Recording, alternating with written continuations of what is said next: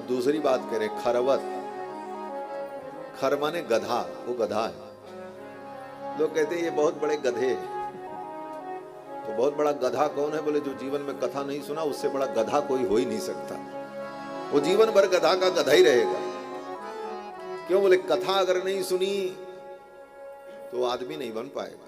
कथा सुन करके ही मानव में मानवता प्रतिष्ठित हो, नहीं तो पशु जैसा जीवन बना रहे। सनकादिक कहते हैं कि मिथ्या स्वजन्म जननी जनि दुख भाजा। अब तीसरी बात कहते हैं सनकादिक की भगवान की कथा नहीं सुना वो तो चांडाल है, गधा है। उसके बाद कहते हैं उसका जन्म व्यर्थ गया, उसका जन्म ही लेना बेकार हो गया। बोले क्यों बेकार हो गया? बोले उसने जन्म लेकर केवल एक काम किया, मिथ्या स्वजन्म जननी जनि दुख भाजा। उसने जन्म लेकर के केवल अपने मां को दुख दिया, बस। उसके पैदा होने से इस धरती पर किसी को कोई लाभ नहीं हुआ, अभी तो नुकसान हुआ। बोले किसको? बोले उसकी मां को। उसकी मां ने उसे जन्म देने के लिए अपनी जवानी को, अपने शरीर की ऊर्जा को नष्ट किया और व्यर्थ में वो प्राणी पैदा होकर के अपनी मां की जवानी को और उसकी ऊर्जा को नष्ट करके दुनिया में आ गया। ऐसे पापी को तो पैदा भी नहीं होना चाहिए। मिथ्या स्वजन्म जननी, मिथ्या स्वजन्य जननी जनि दुख भाजा। फिर आगे कहते हैं जीवच्छवो निगदितः। जिसने भागवत की कथा को जीवन में नहीं पिया वो क्या है? बोले जीवच्छवो, वो जिंदा ही शव है। शव माने मुर्दा,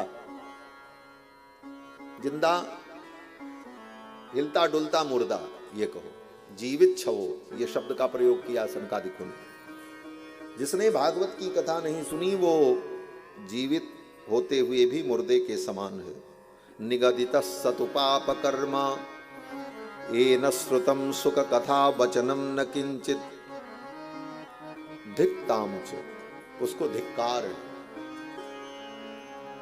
इस प्रकार से सनकादिकों ने भागवत की महिमा कही और सनकादिकों ने यह भी कहा कि इस कथा को बार बार पीते रहना चाहिए। फिर कथा के मध्य में कीर्तन हुआ। जब कीर्तन हुआ तो एक बड़ी अद्भुत घटना घटित हुई। कहां पर? बोले हरिद्वार में। हरिद्वार में कथा हो रही थी ना, गंगा के तट पर सनकादिक नारद जी को सुना रहे। कथा जब हो रही थी तब तक उस कथा में क्या देखा कि श्रोता और वक्ता के बीच में जो खाली जगह थी, उस खाली जगह में भक्ति महारानी अपने पुत्र ज्ञान वैराग्य को लेकर के प्रकट हो गई। भक्ति महारानी अपने पुत्र ज्ञान वैराग्य को लेकर के जब प्रकट हुई, भक्ति सुतौ तौ तरुणौ गृहीत्वा प्रेमैक रूपा सहसा विरासीत। प्रेम स्वरूपा भक्ति महारानी सहसा श्रोता और वक्ता के मध्य में प्रकट हो गई। लोगों ने देखा वो भक्ति महारानी कुछ गुनगुना रही थी।